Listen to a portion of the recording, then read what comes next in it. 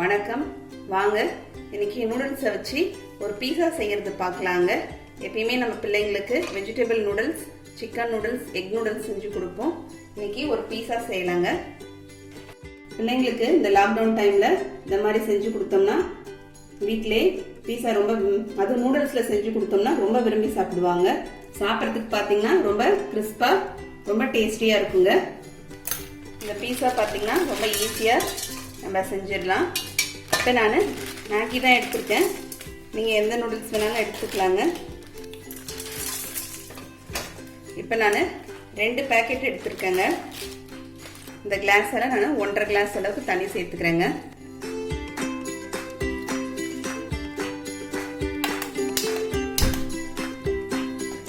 நம்ம நூடுல்ஸ்னா ஒரு 2 கிளாஸ் அளவுக்கு நம்ம தண்ணி சேர்ப்போம்.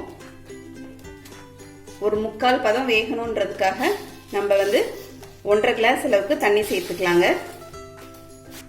இது கூடவே அதில் இருக்கிற மசாலா பேக்கெட்டை நம்ம பிரித்து போட்டுக்கலாம்.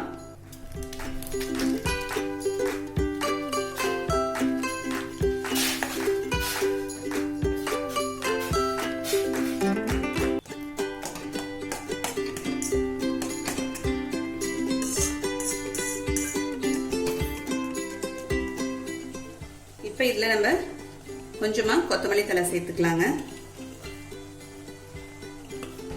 கொத்தமல்லி தழை சேர்க்கறது நல்ல வாசனையாக இருக்கும்.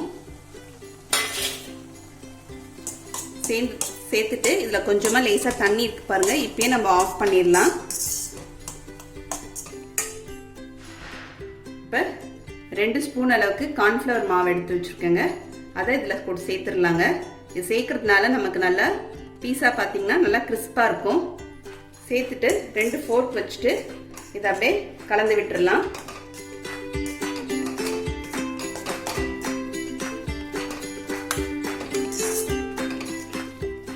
கார்ன்ஃப்ளவர் மாவுக்கு பதில் அரிசி மாவும் சேர்த்துக்கலாங்க. இப்போ ஸ்டவ்ல பேன் வச்சிருக்கேன். இப்போ அதில் நம்ம 1 ஸ்பூன் அளவுக்கு எண்ணெய் சேர்த்துக்கலாம். எண்ணெய் சேர்த்துட்டு சுற்றி எண்ணெயை தடவி விட்டுலாங்க. இப்போ பேன் காஞ்சிடுச்சு, எண்ணெய் ஊற்றி இப்போ நம்ம இந்த மேகியை, இந்த நூடுல்ஸ் இதில் சேர்த்துடலாங்க.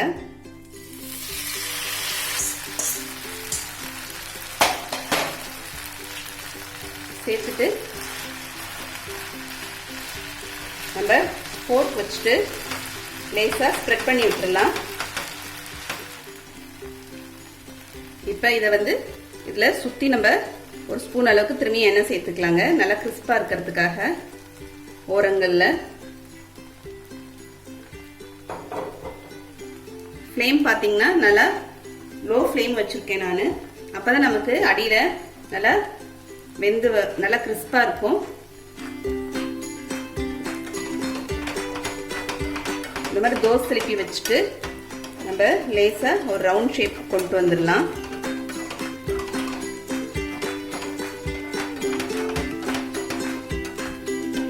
ஓரத்தை அப்படியே லேசாக இது பண்ணிக்கலாங்க.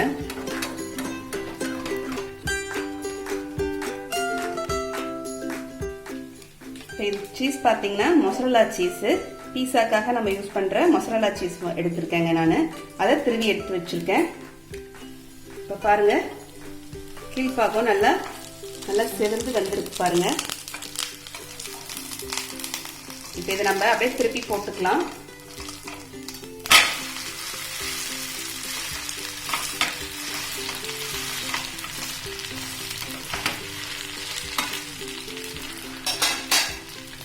இப்போ இதுக்கு மேலே நம்ம பீஸா சாஸ் எடுத்து வச்சுருக்கேங்க. அதை சேர்த்துக்கலாம். நம்ம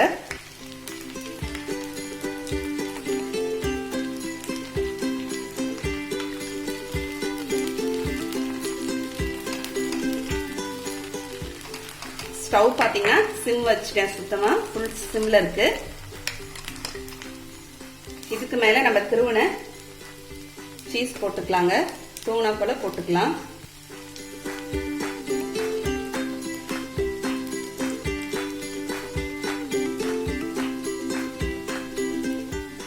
சீஸ் போட்டு மேலே கொஞ்சமாக வெங்காயம் சேர்த்துக்கலாங்க.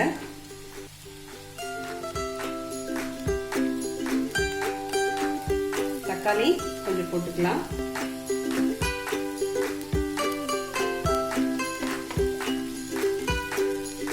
குடமிளகாங்க. இப்போ ஸ்வீட் கார்ன் சேர்த்துக்கங்க. இதை ஒரு மூடி போட்டு மூடி வச்சிடலாம். அந்த சீஸ்லாம் நமக்கு நல்லா மெல்ட் ஆகி வரட்டும். இப்போ நம்ம திறந்து பார்க்கலாங்க. நமக்கு நல்லா சீஸ்லாம் மெல்ட் ஆகி வந்திருக்கு.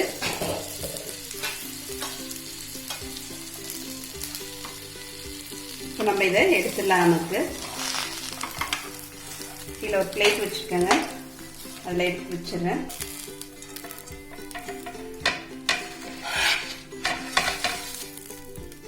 இதுக்கு மேலே லேசாக பீஸா சீசனிங் சேர்த்துக்கலாங்க.